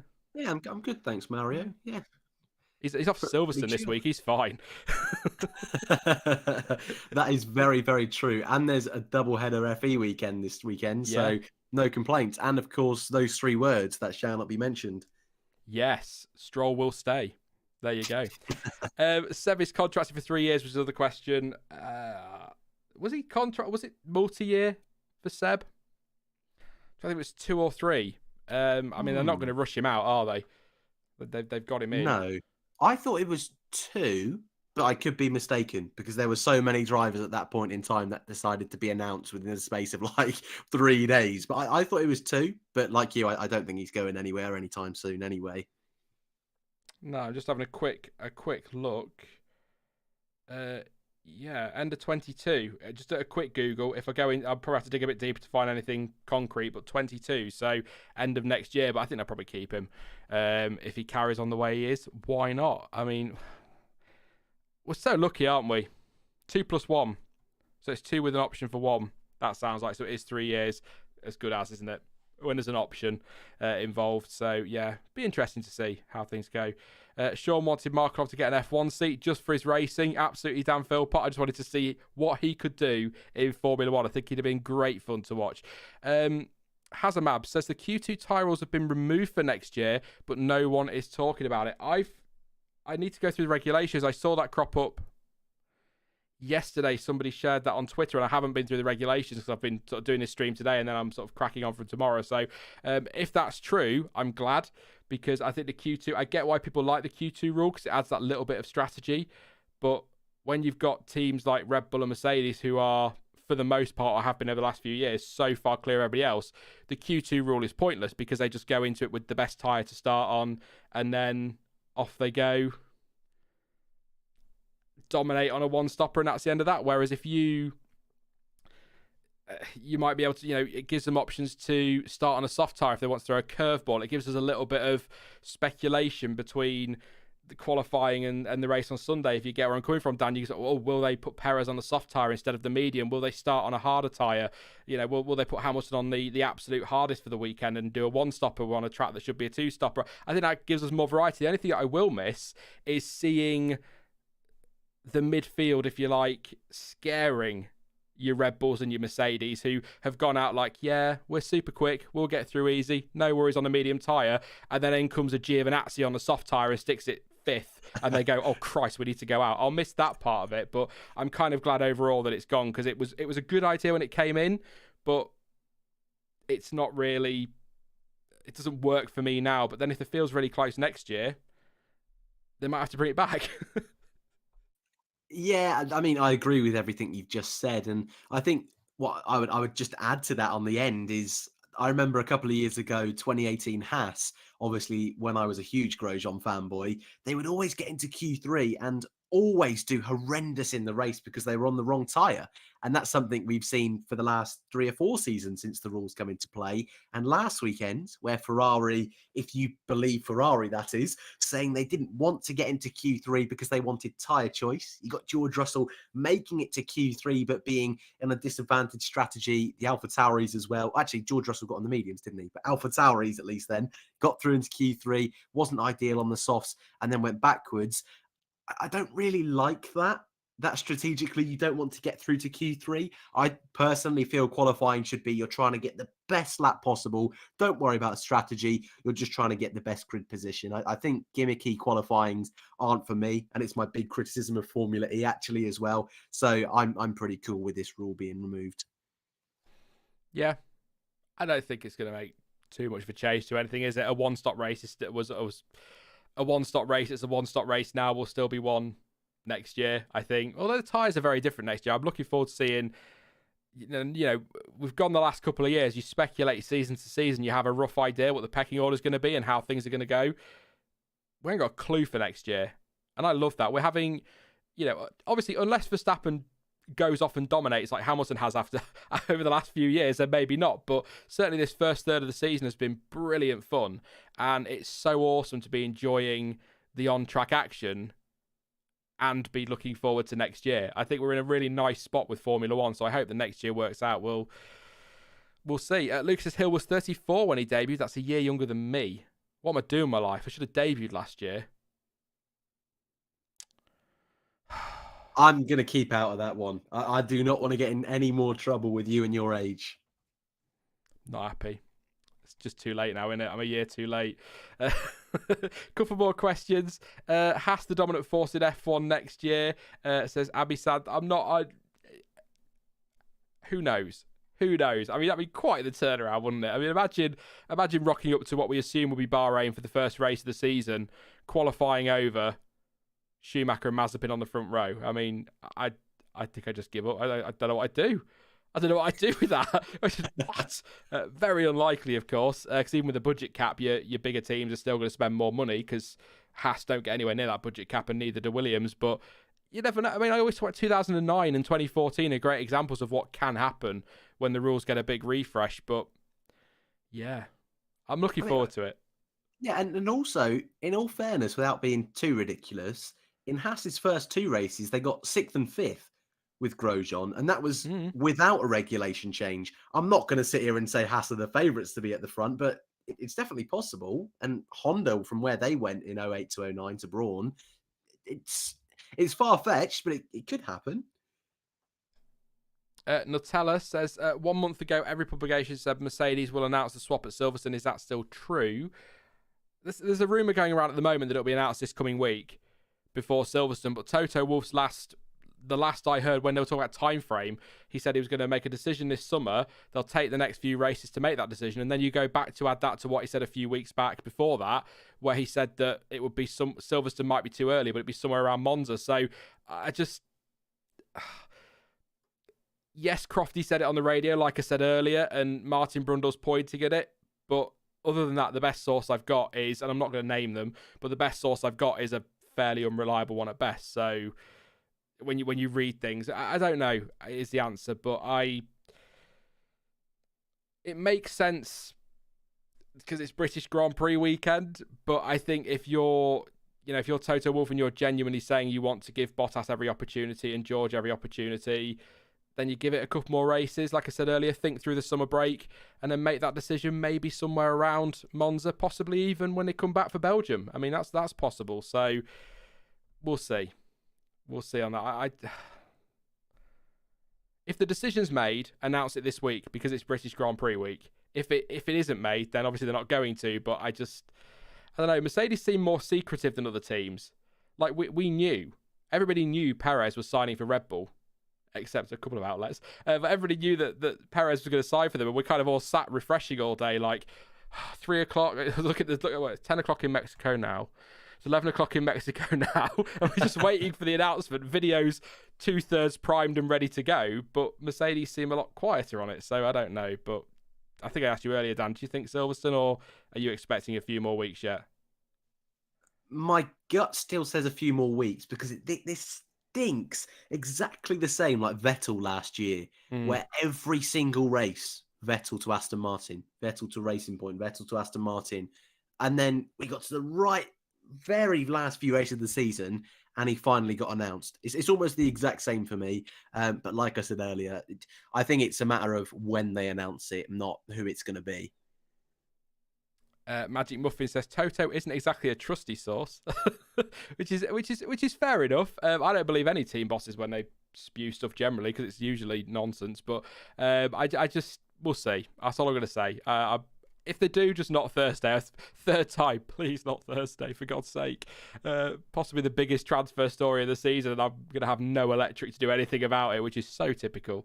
Yeah, whatever.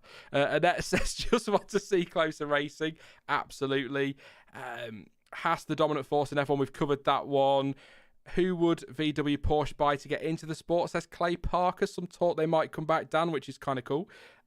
I feel like I've been here a million times, but it's still nice to hear their names mentioned because as long as their names are mentioned, there's a possibility, no matter how remote it may be. Maybe Porsche should get into partnership with Red Bull. Maybe not buy them out, but that'd be a cool works deal like Honda did. Would be quite cool. Maybe Haas might be interested in selling up to them if they don't sell to the Mazepins. But if I'm being honest, if VW and Porsche do want to come in, could they, buy their own team? Make their own team would be nice because I think we could do with an 11th and a 12th if possible. Please, we've got so many drivers. Please just sign stuff, somebody, for God's sake. We haven't had a proper new team since Haas, since 2016. No. So it's about time we get one. I think you're right. Make your own team. Stop stinging off other people. We need this. Sods. And especially when it's VW and Porsche as well. Like, come on. They've got so much racing history. They can make an F1 team. Mr. Bungle says 11 to 12 teams is perfect. I think 12 teams is perfect. 12 teams, 20 races. Yeah. I think that's just nice. I mean, if I'm being honest, 20 races because it makes my maths easier. Without all these 21s and 23s and all that business. But yeah, just a quick word actually, Dan, before we wrap up, I'll throw a question to you. Obviously, Australia cancelled this year. I'm not totally surprised. I think that and Brazil are the two, and Singapore when it was cancelled, but that's been sorted now. But I think that and Brazil were the two we were waiting on, really, weren't we? Because USA looks good. Japan are holding the Olympics, so apparently the race at the moment looks good to go ahead.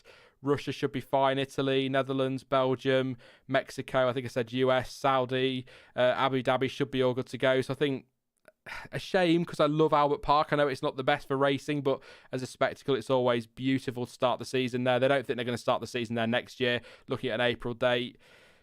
Do you think that's it after that? Do you think Australia cancelled? Maybe Sakir comes in on the outer loop, and then if Brazil goes double up USA, do you think they are the last ones likely to get the axe this year?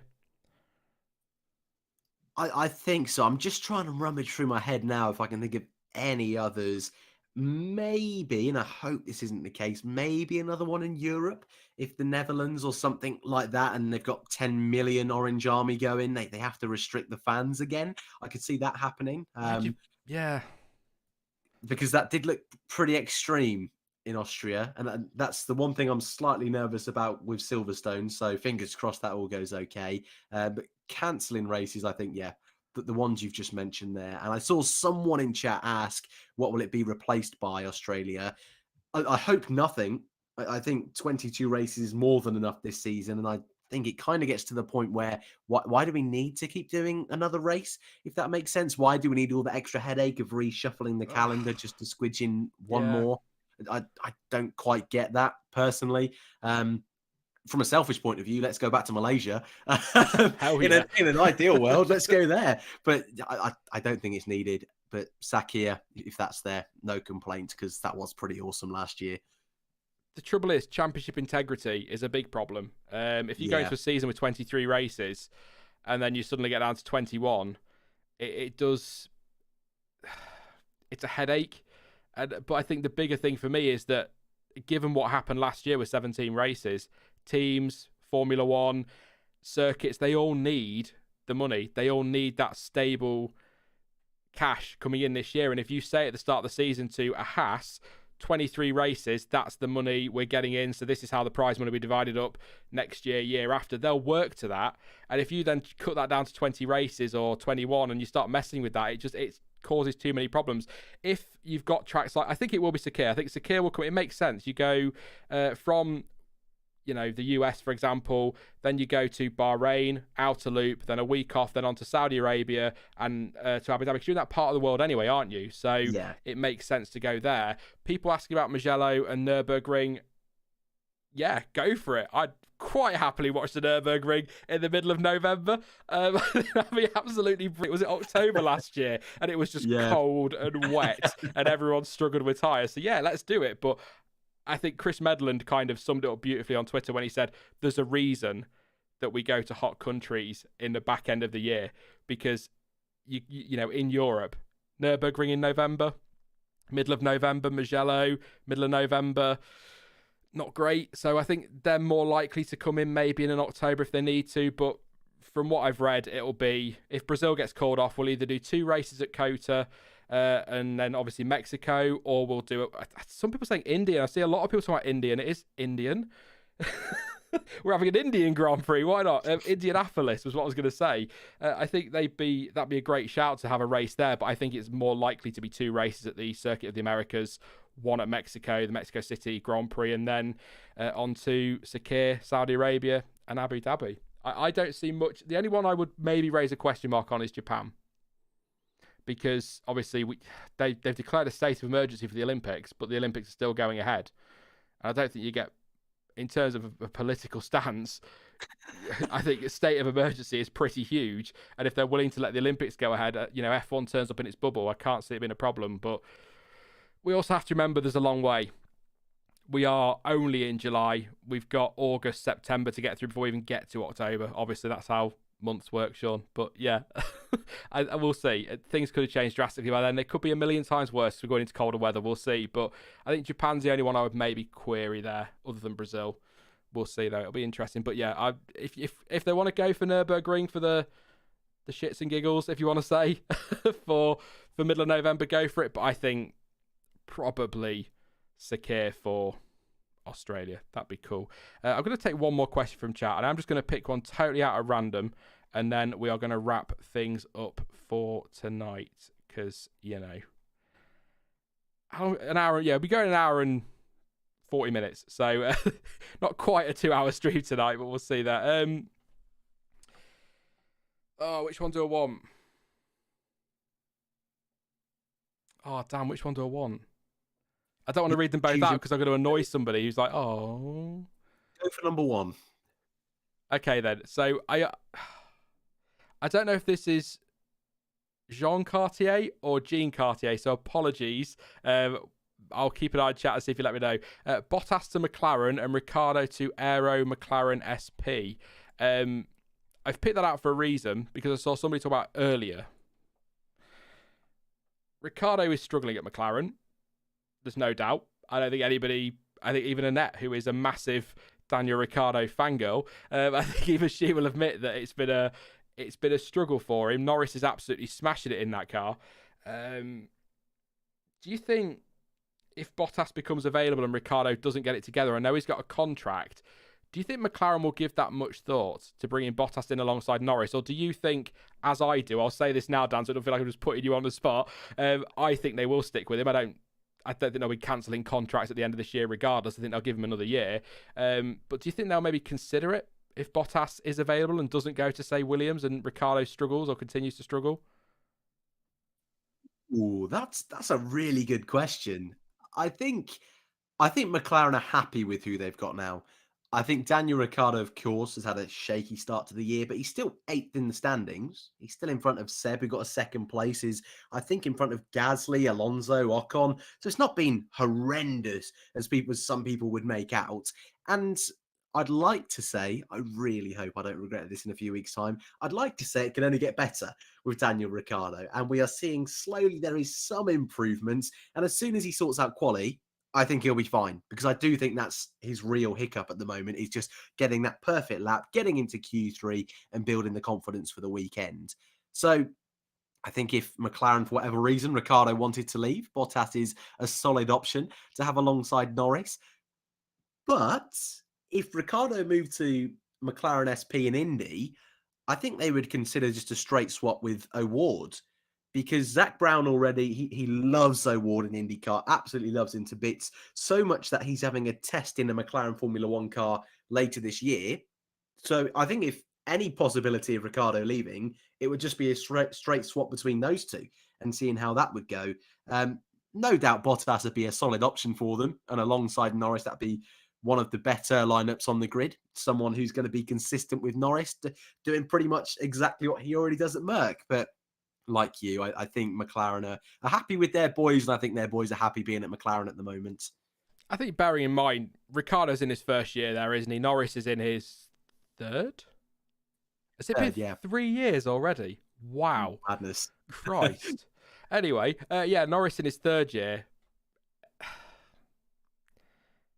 I mean, Ricciardo's fine for next year. I don't think he's going anywhere next year. Maybe if he doesn't get it together, they might consider it for the end of 22, bringing somebody else in. But I think he will. I think he's quick enough. The problem is it's on the screen there. 61 points behind his teammate already, and Norris is absolutely doing a great job. But also on the screen is Carlos Sainz. So I keep making the argument, it is still early days, and it is his first season in that car. But we are coming up to round 10.